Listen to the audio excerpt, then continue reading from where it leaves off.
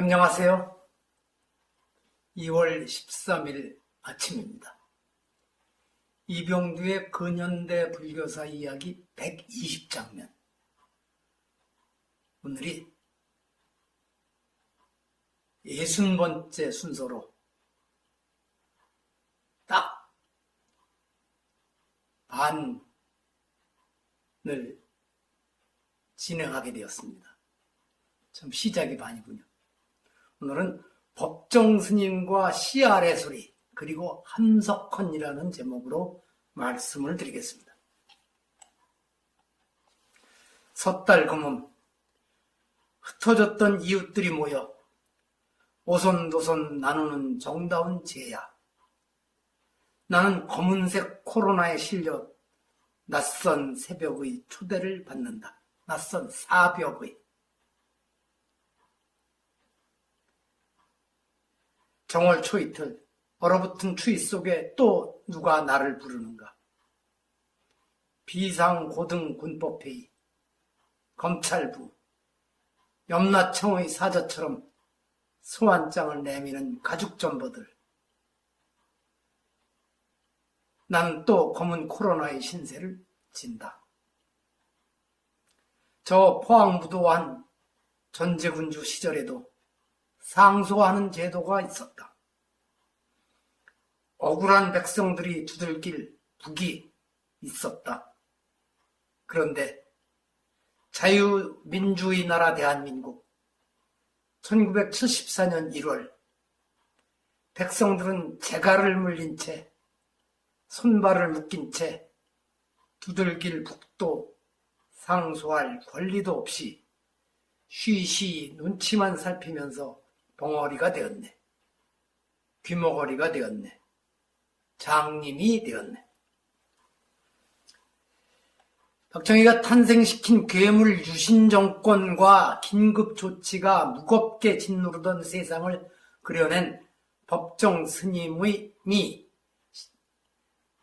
1975년 1, 2월호 씨알의 소리에 실은 시.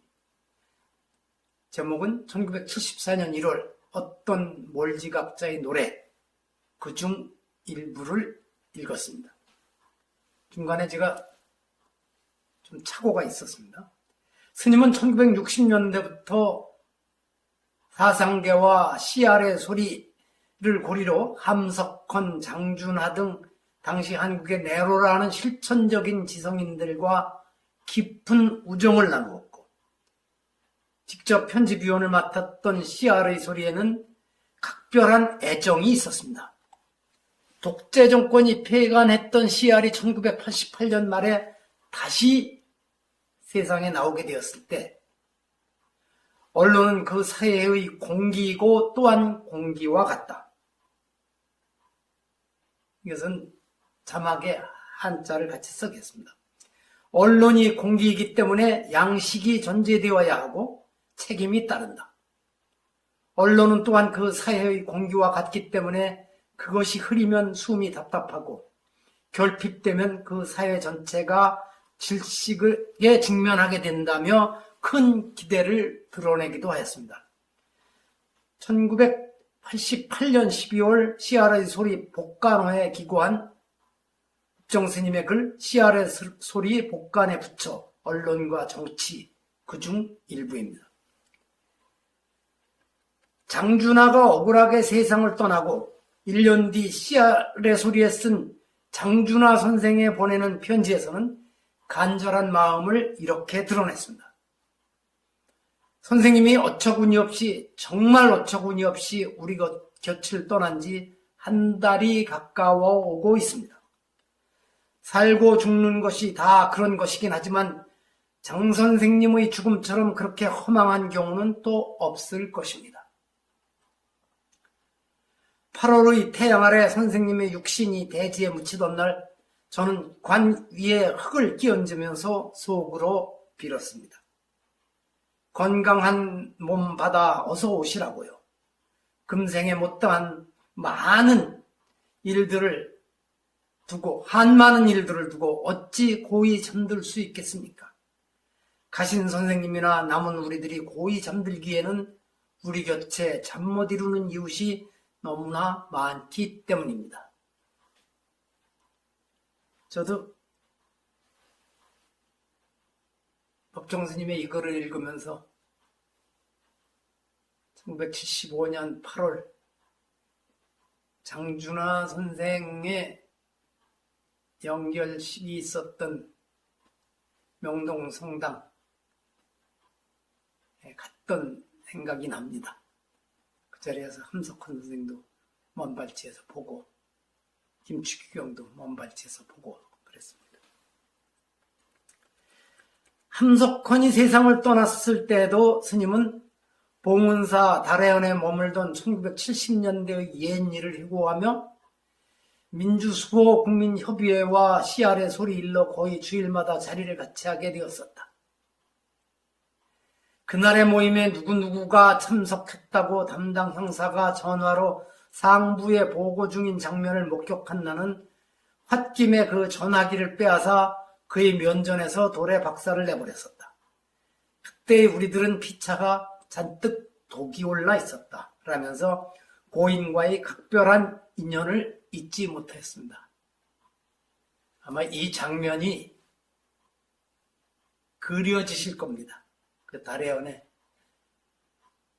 법정스님께서 머물던 달해연에서 CR의 소리 편집회의 하는데 정복과 형사가 와서 오늘 이 자리에 누구누구 참석했습니다 하고 그 당시엔 휴대전화가 없으니까 아마 스님 방에 한번 전화를 위해서 써서 보고하는 걸 보시다가 법정 스님이 전화기를 집어서 돌에다 던져 깨트리는 장면, 그 모습을 바라본 다른 편집위원들의 얼굴 표정, 또 그 정복과 형사는 또 어떤 얼굴 표정을 지었을지 상상이 갑니다. 스님이 그 형사 한 사람에 대해서 그렇겠습니까? 그 사람도 사느라고 그랬었던 건 잘 아시겠죠. 자, 하여튼 이렇게 말씀드립니다.